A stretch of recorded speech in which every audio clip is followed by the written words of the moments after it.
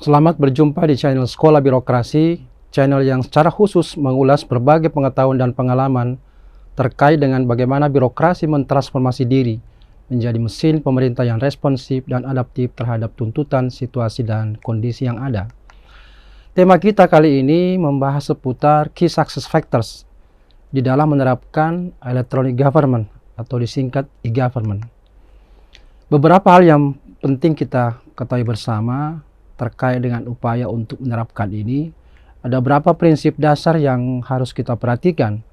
Yang pertama, bahwa pengembangan e-government itu seyogyanya hanya yang terkait dengan prioritas pembangunan yang benar-benar dibutuhkan oleh masyarakat.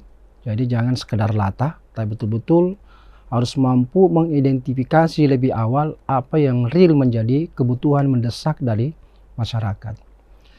Prinsip kedua adalah efisiensi dan efektivitas itu merupakan kunci sukses kriteria keterlibatan pemerintahan di dalam penggunaan teknologi informasi dan komunikasi. Prinsip ketiga adalah ketersediaan pendanaan. Ini roh daripada sebuah program. Dan aspek ini harus dipandang sebagai bentuk investasi dan reformasi birokrasi jangka panjang. Prinsip yang keempat, bahwa penerapan e-government ini harus dapat melakukan atau berimpact pada perubahan terhadap keterampilan dan budaya pegawai. Karena kalau tidak dibarengi dengan perubahan skill dan culture, maka ini akan menyulitkan tentu. Prinsip yang kelima adalah kemampuan melakukan koordinasi lintas operasional, menghindari adanya duplikasi pekerjaan dan kewenangan, serta mampu memenuhi harapan daripada pengguna.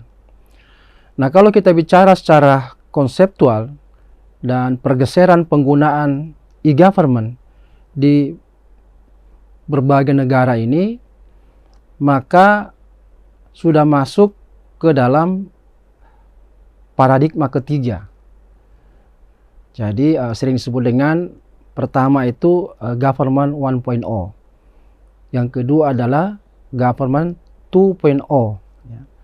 Dan yang ketiga adalah government 3.0. Nah, Indonesia di mana? Ini pertanyaan mendasar gitu ya. Jadi kita bisa lihat pergeseran paradigma itu kita bisa lihat dari metode utama yang digunakan oleh sebuah negara. Jadi pada e-government 1.0 itu memang metodenya diupayakan supaya antar pemerintahan itu terjadi konektivitas. Ya. Nah, sementara pada government 2.0 itu sudah bergeser tidak semata-mata hanya untuk terkoneksi, tetapi pemerintahan tersebut sudah mulai menggunakan prinsip-prinsip tata pemerintahan di mana aspek keterbukaan ya dan prinsip kolaborasi dalam tata kelola itu menjadi tujuan ciri khas daripada government 2.0. Sedangkan government 3.0 itu sudah lebih tinggi lagi kualitasnya karena sudah masuk dikategorikan sebagai smart government atau pemerintahan yang cerdas. Karena betul-betul sudah menggunakan elektronik secara full ya, dan terintegrasi. Nah, bagaimana mekanisme pelaksanaan atau operasional daripada pemerintahan di tiga macam paradigma ini? Kalau di government 1.0 itu sekedar pemanfaatan IT dalam rangka untuk meningkatkan efisiensi. Sedangkan government 2.0 itu sudah berorientasi bagaimana penerapan demokrasi di dalam pemerintahan, tentu kaitannya dengan warga masyarakat. Sedangkan government 3.0 itu demokrasi tapi lebih luas lagi, diperluas gitu. Sehingga banyak aspek-aspek demokrasi yang diupayakan bisa dipenuhi karena penggunaan IT yang sudah terintegrasi dan full gitu. Lalu bagaimana tingkat partisipasi masyarakat dalam kaitan dengan ketiga pendekatan atau paradigma ini? Pada government 1.0 itu memang partisipasi itu masih diinisiasi oleh pemerintah. Jadi mengajak masyarakat supaya ikut berpartisipasi melalui pemanfaatan elektronik yang ada di pemerintahan. Sementara government 2.0 itu secara terbatas itu mulai kemudian terbuka ya, kepada masyarakat, dan masyarakat sudah bisa berpartisipasi di dalam proses pemerintahan, baik dalam kaitan dengan pembuatan kebijakan, ya, penyusunan program, maupun jenis-jenis pelayanan yang diinginkan oleh masyarakat. Nah, sementara pada Government 3.0 itu, maka masyarakat secara aktif, ya, diberikan secara luas, ya, berpartisipasi dalam kaitan dengan proses pemerintahan, terbuka, kemudian pemerintah berbagi data, berbagi informasi kepada masyarakat, kemudian berkolaborasi malah dengan masyarakat, supaya benar-benar demokrasi itu yang ditekankan di sini yang lebih dalam dan luas itu betul-betul bisa diwujudkan, ya. Nah, bagaimana sistem administrasi pelayanannya, ya? Kalau dalam Government 1.0 itu ya masih bersifat satu arah, ya, dari pemerintah kepada warga masyarakat. Sistem administrasi di dalam pemberian pelayanan pada Government 3.0 itu tidak hanya seperti di paradigma kedua, di mana komunikasi dua arah terjadi, tapi betul-betul pemerintah sangat memperhatikan kebutuhan-kebutuhan secara pribadi kepada warga. Jadi lebih meningkat gitu, bukan komunitas, tapi betul-betul secara pribadi. Jadi apa-apa yang merupakan permintaan masyarakat walaupun sifatnya pribadi itu berupaya untuk dipenuhi. Sedangkan channelnya, ya, atau saluran yang dipakai itu memang pada Government 1.0 itu lebih bersifat personal, masuk ke yang disiapkan oleh pemerintah, ya, channel-channel yang disiapkan pemerintah. Sementara pada Government 2.0 itu sudah menggunakan full internet, ya. Nah, lebih tinggi lagi di dalam paradigma ketiga itu Government 3.0 karena sudah menggunakan mobile internet, bahkan menggunakan handphone. Jadi ini tentu lebih luas karena sudah bisa diakses oleh seluruh masyarakat yang memiliki handphone, ya. Jadi masing-masing ketiga paradigma ini memiliki tujuan utama. Jadi kalau pada Government 1.0 itu pengadopsian elektronik dalam pemerintahan itu dalam rangka apa? Dalam rangka untuk meningkatkan kualitas pelayanan. Sementara pada Government 2.0 itu lebih pada upaya bagaimana pemerintahan itu lebih terbuka dan mampu berkolaborasi dengan semua segmen, ya, baik pelaku usaha, ya, masyarakat maupun organisasi non pemerintah. Sementara pada Government 3.0 itu memang lebih pada upaya bagaimana menyelesaikan persoalan-persoalan masyarakat, ya, kemudian bagaimana tingkat kesejahteraan masyarakat, serta bagaimana mengoptimalkan sumber daya yang dimiliki oleh pemerintah. Nah, ini tentu kita lihat pilihannya Indonesia berada di mana. Apakah ingin mengikuti tahapan-tahapan seperti yang di Government 3.0 yang dipraktekkan di Korea Selatan, atau memang mau langsung jumping ke Government 3.0, tergantung pada kemampuan masing-masing pemerintahan. Nah, jadi kunci penting dalam upaya kita untuk sukses dalam mentransformasi pemerintahan itu pada dasarnya ada dua aspek penting, yaitu persoalan teknis dan persoalan non teknis. Persoalan teknis itu berkaitan tentang bagaimana transformasi proses bisnis yang terjadi dalam birokrasi itu mampu dipercepat, dalam arti bagaimana memperbarui sistem, prosedur, ya, infrastruktur yang sebelumnya basicnya bukan pada IT, itu kemudian mengoptimalkan pemanfaatan ICT yang didesain dan dikembangkan sedemikian rupa dalam kaitan dengan sejauh mana tingkat penerapan e-government di pemerintahan. Nah, yang kedua aspek non teknisnya tentu berkaitan dengan bagaimana mentransformasi diri dari kultur yang non, digital, yang sebelumnya itu analog ke digital. Nah, ini harus dibarengi memang perubahan budaya dan disertai dengan perubahan mindset. Tentu ini berkaitan dengan bagaimana mendesain, ya, teknis-teknis perubahan yang dapat diterima, bisa diadopsi dan bisa diimplementasikan kepada pegawai dengan lebih efektif. Jadi rumusnya sistem, prosedur, dan infrastruktur yang desain dan dikembangkan itu ditambah dengan desain, ya, secara teknis perubahan-perubahan yang dapat diterima, diadopsi, dan diimplementasikan oleh pegawai dengan efektif, merupakan kunci sukses terjadinya transformasi pemanfaatan elektronik dalam pemerintahan.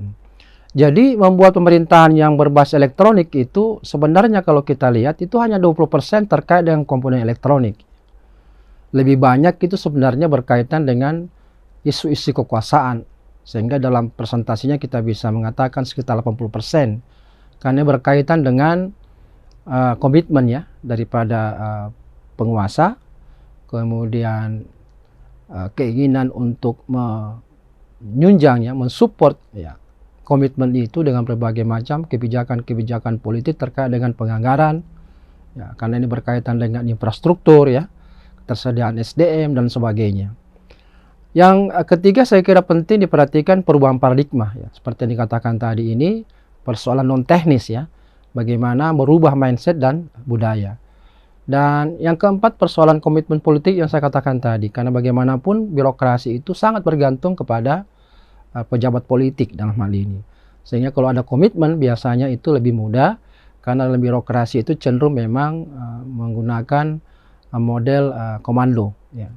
Dan yang kelima saya kira tak kalah penting adalah bagaimana keterampilan dan keahlian daripada ASN yang ada di dalam itu bisa ditingkatkan pula seiring dengan kebutuhan penggunaan elektronik. Nah, tantangan-tantangan yang akan dihadapi dalam membangun pemerintahan yang berbasis elektronik ini adalah keberlanjutan jangka panjang, terutama dalam kaitan mentransformasi diri. Karena kita tahu bahwa sistem pemerintahan kita itu menggunakan pola 5 tahunan. Nah, kalau mungkin kepala daerah itu 2 periode, mungkin masih ada waktu untuk melanjutkan ya, dan memperbaiki kualitas daripada penerapan electronic government. Tetapi kalau hanya 5 tahunan dan berganti dengan kepala daerah baru, nah ini pertanyaan besar, apakah kepala daerah yang baru itu komitmen untuk melanjutkan ya, proses transformasi itu. Yang kedua tantangannya adalah kepemilikan mengenai kepemimpinan yang kuat. Dalam arti bukan kuat otoriter, tetapi komitmennya di sini bagaimana dia mampu mengendalikan birokrasi sedemikian rupa sehingga seluruh komponen dalam birokrasi itu berkeinginan untuk melakukan transformasi diri untuk memanfaatkan IT dan bergeser dari model analog ke model digital.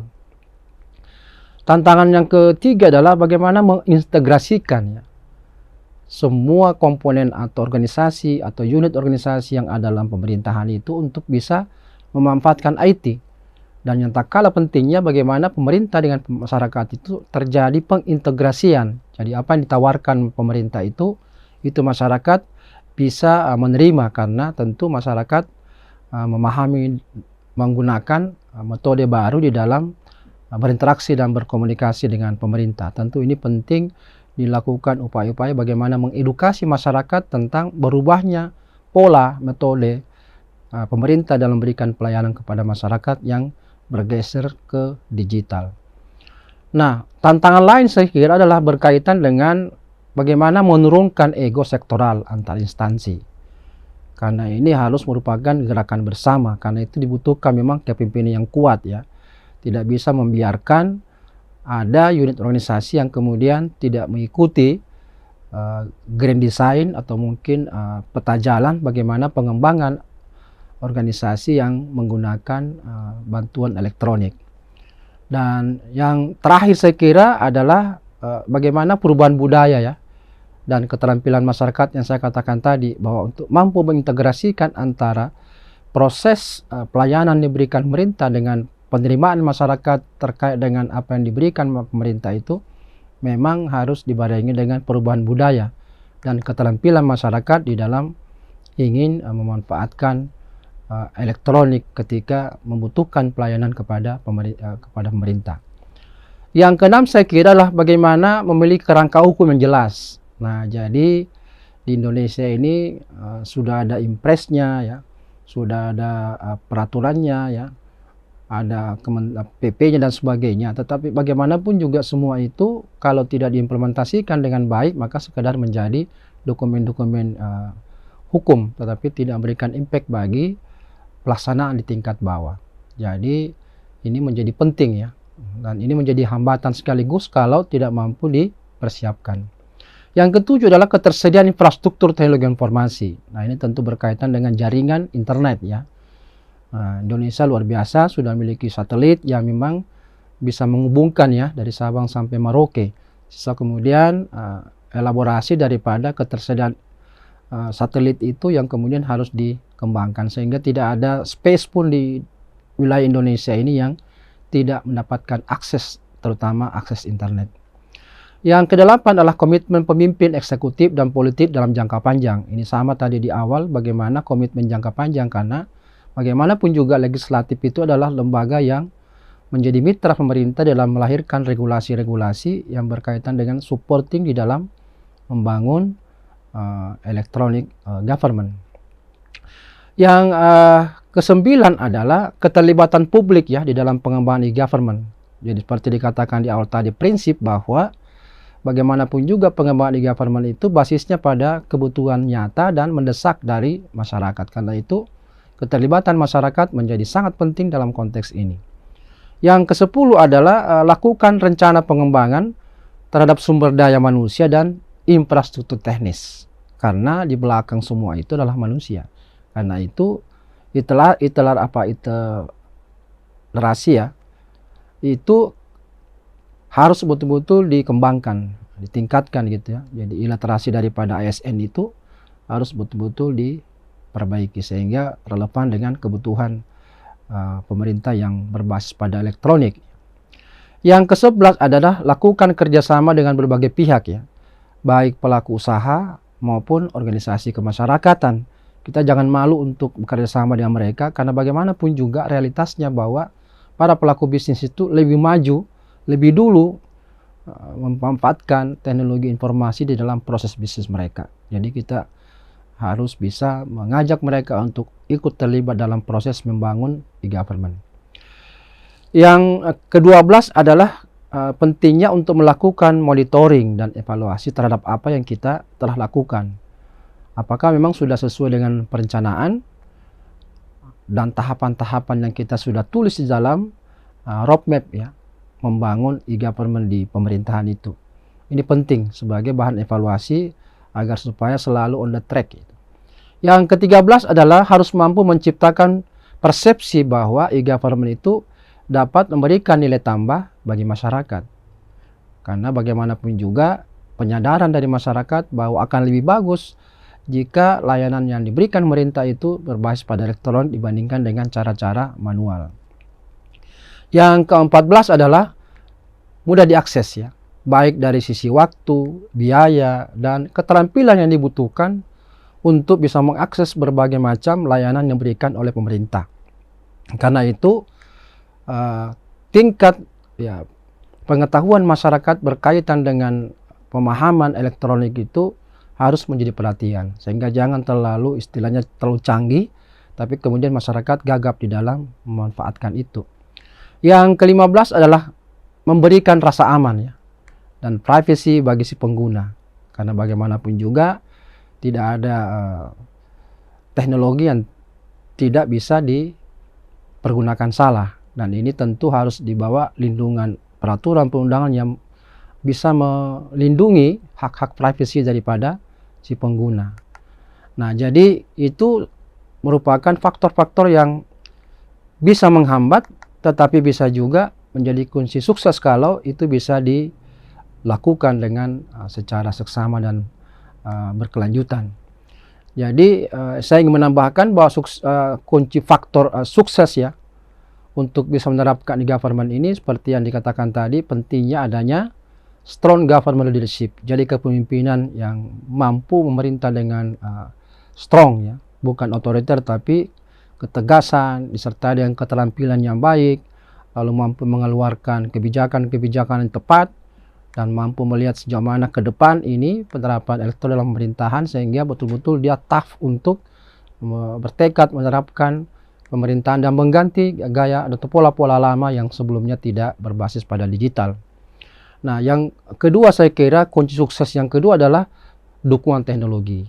Ini lagi-lagi karena walaupun kita lihat bahwa teknologi itu lebih banyak pada sekitar 20% lah ya. Apalagi teknologi ini kan terus mengalami perkembangan, sehingga akan menyulitkan kita kalau kemudian teknologi ini terus-menerus kita adopsi yang terbaru, tapi sementara masyarakat kemudian belum bisa secara adaptif melakukan pergeseran pemahaman penggunaan akibat daripada kemajuan teknologi yang sedemikian cepat perubahannya. Yang ketiga adalah bagaimana kemudian melakukan manajemen perubahan, ya.